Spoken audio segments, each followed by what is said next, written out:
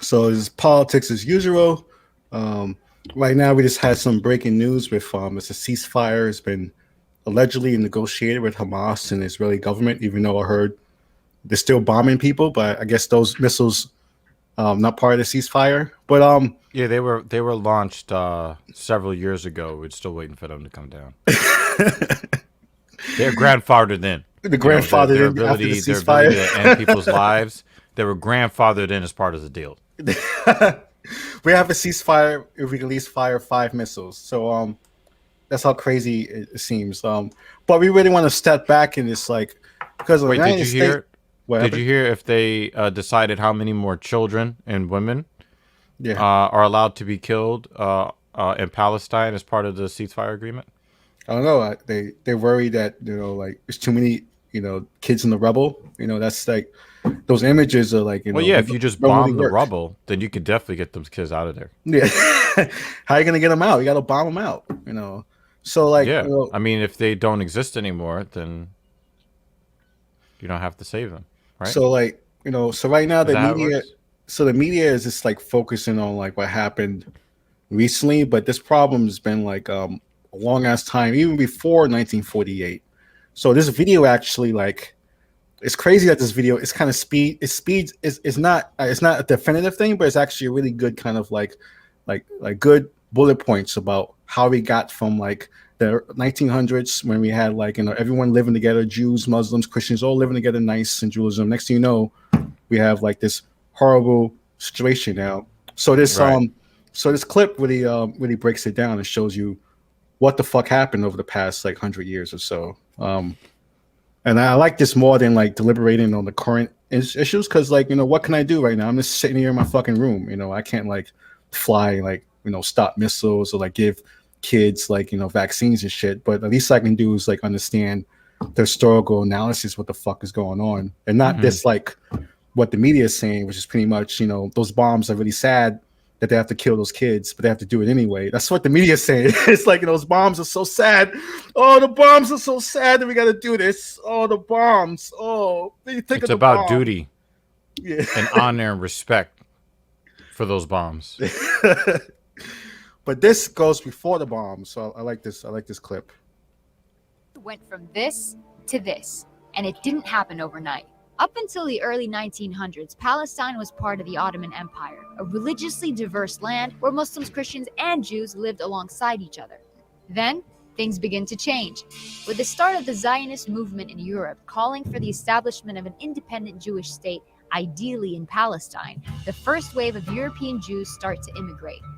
By the end of World War I, the Ottoman Empire collapses, and Palestine is under British rule. It's 1917. Britain declares its support for a Jewish homeland in Palestine. The number of Jewish settlers grow, fueling tensions between the Arabs and the Jews. The violence between the two sides caused Britain to bow out and let the UN take over. The So, UN in other approves words, of a nothing plan to happened. split Palestine into 2 states: Jewish Israel, Arab Palestine. The city of Jerusalem, which is sacred to Muslims, Christians, and Jews, is now a UN-controlled international zone. Jews accept the UN partition plan and declare independence as the State of Israel. But neighboring Arab countries object to the land takeover. This marks the beginning of the First Arab-Israeli War. Israel is victorious and makes a grab for the land intended for the Palestinian state under the UN. The land gets divided into 3 parts. Jordan occupies the West Bank and East Jerusalem, Egypt occupies Gaza, and the state of Israel takes 78% of historic Palestine, including West Jerusalem. 700,000 Palestinians become refugees as a result, and the day is remembered as al-Nakba, the catastrophe. It's 1967.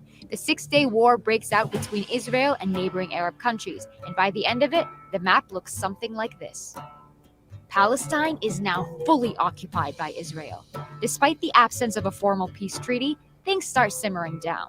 Then Israelis start settling into Gaza and the West Bank, resulting in an Israeli-Palestinian struggle that gives rise to the PLO, the Palestinian Liberation Organization. Look at that, they Their get main radical. goal: to liberate Palestine from Israel by any means necessary. Fighting goes on for years. The PLO eventually accepts dividing the land between Palestine and Israel, but the conflict doesn't end there. more settlers make their way into Israeli-occupied Palestinian territories. The international community considers this illegal. The frustration of the Palestinians leads to an intifada. As a result, Hamas is born, Booyah. a political movement determined to fight against Israeli occupation of the West Bank and the Gaza Strip. The United States, Israel, and the PLO signed the Oslo Agreement to split the West Bank into 3 sections. Area A, under full Palestinian control. Area B, under joint Palestinian-Israeli control. And Area C, under full Israeli control. But the solution creates a problem. Area C contains the majority of West Bank's agricultural land, water, and minerals. Palestinians have limited access to these. Further peace talks prove unsuccessful. Palestinians lose hope, resulting in the second intifada, and Israel begins building walls and setting checkpoints to control Palestinian movement. It's 2005. Israel withdraws from Gaza, but continues settlements in the West Bank. Hamas gains power in Gaza and splits from the Palestinian Authority, seeing it as being too secular. The West Bank and Gaza are now under separate leadership. Israel imposes a blockade restricting any form of movement by land, air, or sea. Yeah, It's it killed 2017, people who try to like and this is the current give first situation aid to of West Palestine. Bank on boats There are and stuff like solutions on the that. table, but will we see them implemented in our lifetime? So yeah, so I think that's a real good video that just like shows you the scale of the problem really shortly. But I mean, you actually have to dig deeper. You see that video, and then you go each year, you go each time, and you go dig even deeper. But that video really shows you like what happened. Now, people are living together, chilling, and next thing you know, Britain comes around. Good old Britain goes in like, we want this land, but now we can't take care of the land anymore because World War II fucked us up. So we leave you guys to fuck each other up. You know. So I mean, yeah. It really goes to show that in our lust to find the hero and the villain in various conflicts around the world, you see, it isn't that fucking simple. They make these organizations out to be terroristic. But then when you look back into history, how did they form in the first place? Yeah.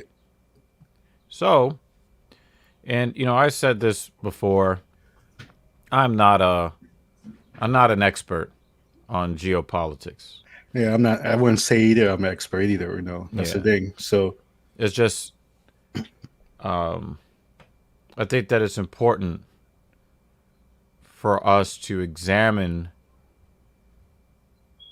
these subjects with our rational brain, because when you see that children are being killed, when you see Israel looking like the Goliath and Palestine looking like the David. Yeah, they have no army, they have no navy, they have no air force. They probably have spies. That's probably the only way they can like do shit is to do like really clandestine crazy stuff. But and to get to other parts of their country, so to speak, yeah, they have to travel through Israeli space. Yeah.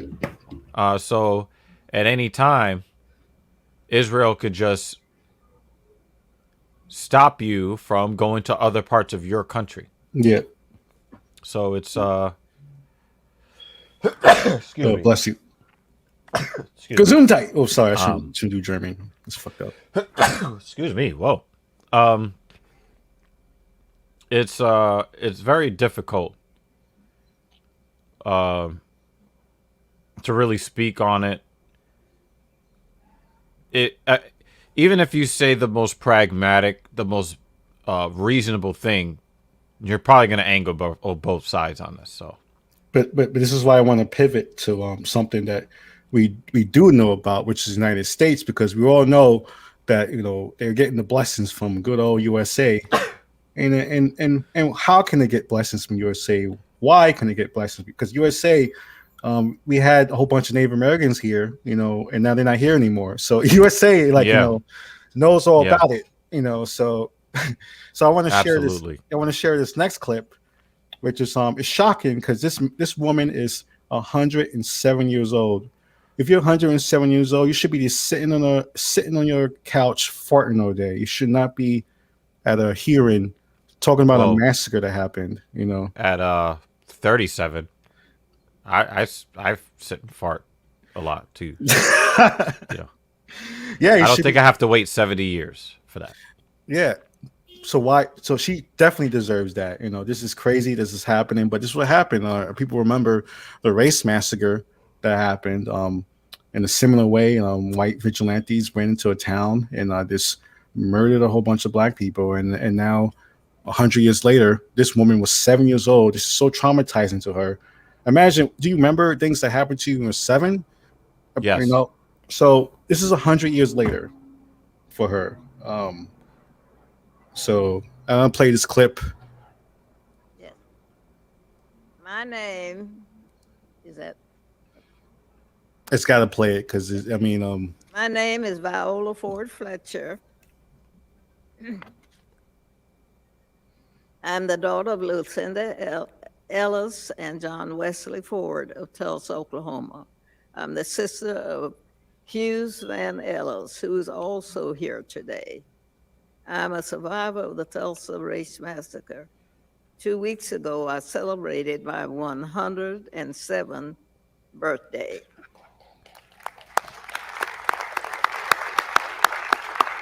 She's still there, too. The Today, faculties are I'm still there. visiting Washington, You know? D.C. for the first time in my life. I'm here seeking justice. thank you. And I'm asking my country to acknowledge I'm glad they didn't what tell her to speak happened into the in microphone. Tulsa in 1921.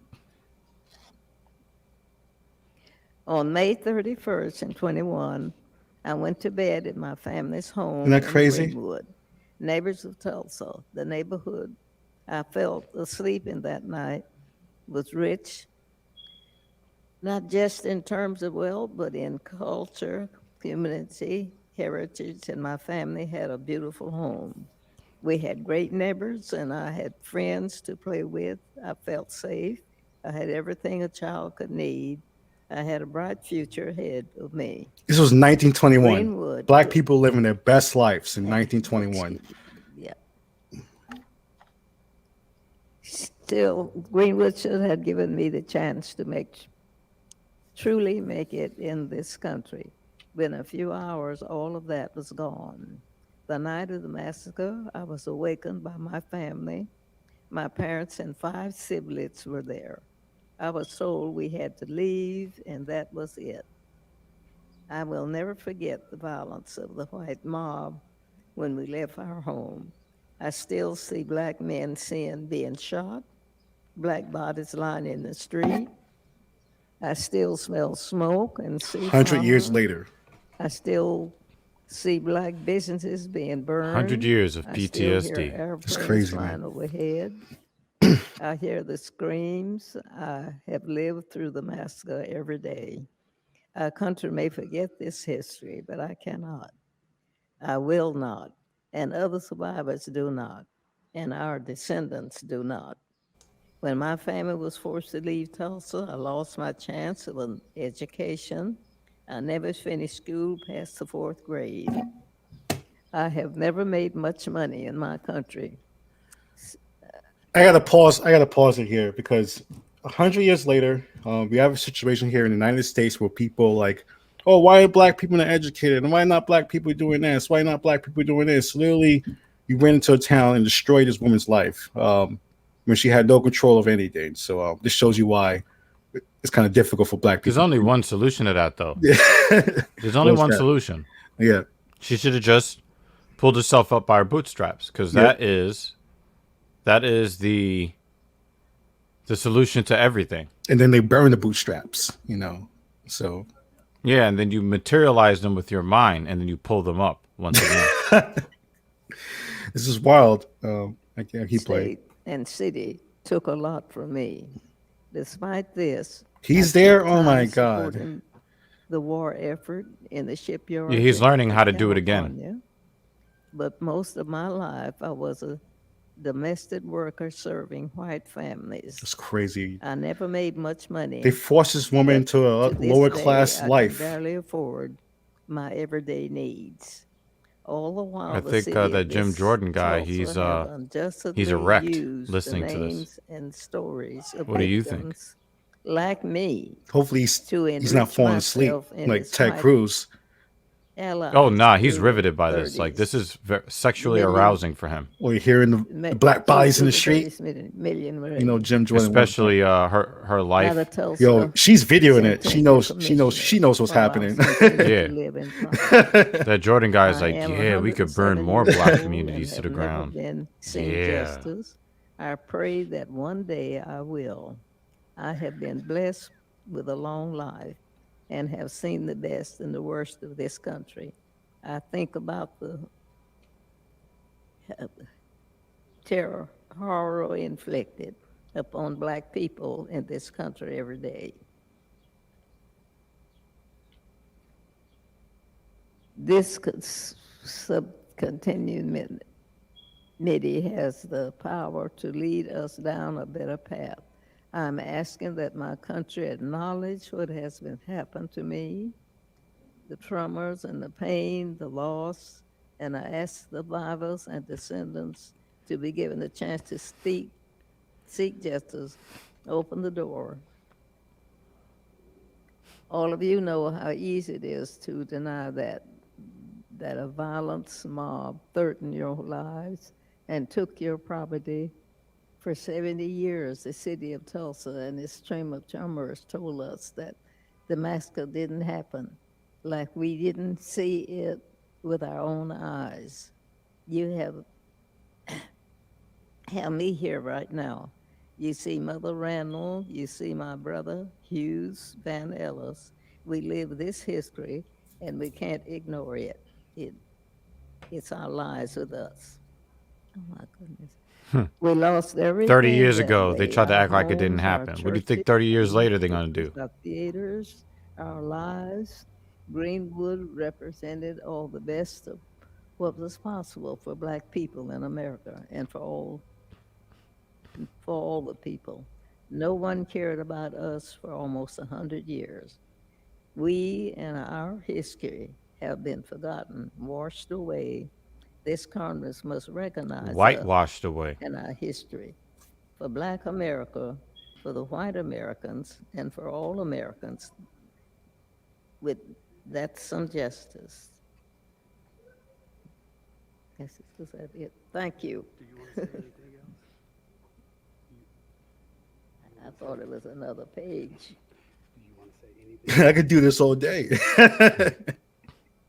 Anything else you want to say? No, it's not. Thank you very much. We appreciate very much your testimony.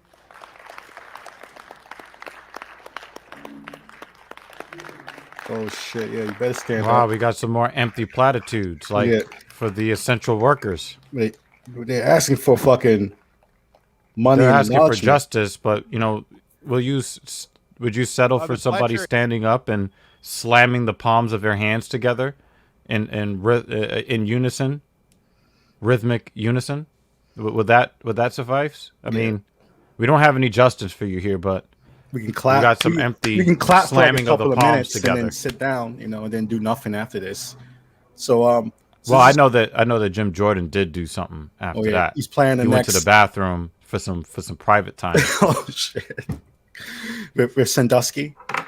So pretty much what's happening here is crazy. It's crazy because I want to show this story because right now we have the situation in the Middle East, and this is a situation we do know with the race massacre, and you see even that they try to forget about it and excuse it, and No, they tried to even say it didn't happen at all. She Yeah, said, they- 30 years ago, at the beginning of the information age, they still tried to deny what she saw, what she remembered at age 77. She's back at 107. And you got these white guys sitting up there they have to really work hard to not make it obvious that you're we really wish that this woman would just shut up. Maybe go to some quiet place and, quietly expire so that we can continue to keep pushing this bullshit narrative that, this isn't a racist country. and it's Everywhere you look, there's some historic milestone of the racial minority causing significant harm to racial minorities. you just see them like fucking Stonehenge. I mean, You but have like, these, but you then, know, but then, for me, for this is just like we have a situation here when like it took like a fucking giant HBO show for people to finally like learn this history, in a wide way, and this is like a traumatic history. This is not just like the first man who ate like Skittles. This is like a full town that got burnt down, that somehow got wiped from history, and this is multiple towns. And then we had this discussion before the show about how like when it comes to black achievement during this era, I'm talking about the 1920s, 1910s, that we had to figure out if there was multiple black Wall Streets, because that's how much people were striving back then. There was a black Wall Street in Durham, and there was a black Wall Street in Oklahoma. It was like multiple black Wall Streets, so it was happening at the same time. It's just like black people were trying to like live their best lives, and then white people literally came in and burnt it down. again, and we're not even talking about really that much time after the abolition or the partial abolition of slavery. It wasn't that much time. So You this know, says, they needed these police forces to replace the slave catchers for what? These people were not committing crimes. These people were not shiftless and lazy. They were creating economies at decent enough scales, enough for white people to invade and destroy these places and kill people simply because black people should not be prospering this way. yeah, and this goes back to what we were saying about like the bootstrap question. Like literally, each survivor to this day, they're still questioning what Greenwood could have been if it was to exist. And now I definitely know this. It's empty. It's a ghetto. It's just like a ghetto shit town right now, in the middle of the country, because they destroyed it, and because of disinvestment in black communities, because they're not going to invest it. We knew, that's the thing. Black people knew a long time. As soon as they got out of slavery, they were like, "Yo, we got to make our own shit first before we figure this out. We got to make our own shit." They knew that long ago, and then and they destroyed that. White supremacists went there and destroyed that, and now we hear 100 years later, people are like literally like saying like, "Why you guys don't work harder, dude? Fuck you." Exactly. Why you work harder? Like it's like they cut black people's feet off at the ankles and say run faster, and then they learn to run on stumps and then they cut them off at the knees, run faster. Like, man.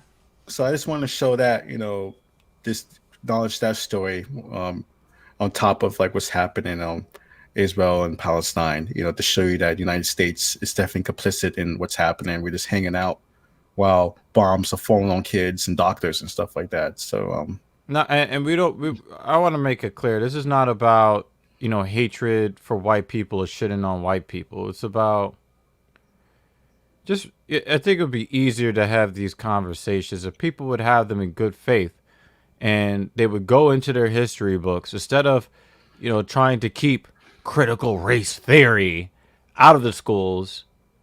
Introduce them full time to have a full reckoning, so that you may finally move forward and move on from it. Because it feels like we're stuck in a time warp. It feels like we refuse to acknowledge things and refuse to move forward. It's gonna be stuck. Even though we have all this technology, we still have the social culture of like the 1940s here. Even though we have all this technology, we're still maneuvering our society like we're in the fucking 1930s. It's like, it's stupid, and we need to move on. So that's Black Power Magic Hour on Twitter, not on Facebook at the moment. We're on Twitch and Discord, and Dr. Regina, he's live on Twitch, Twitter, YouTube, talking shit. And that's politics as usual, 100 years later.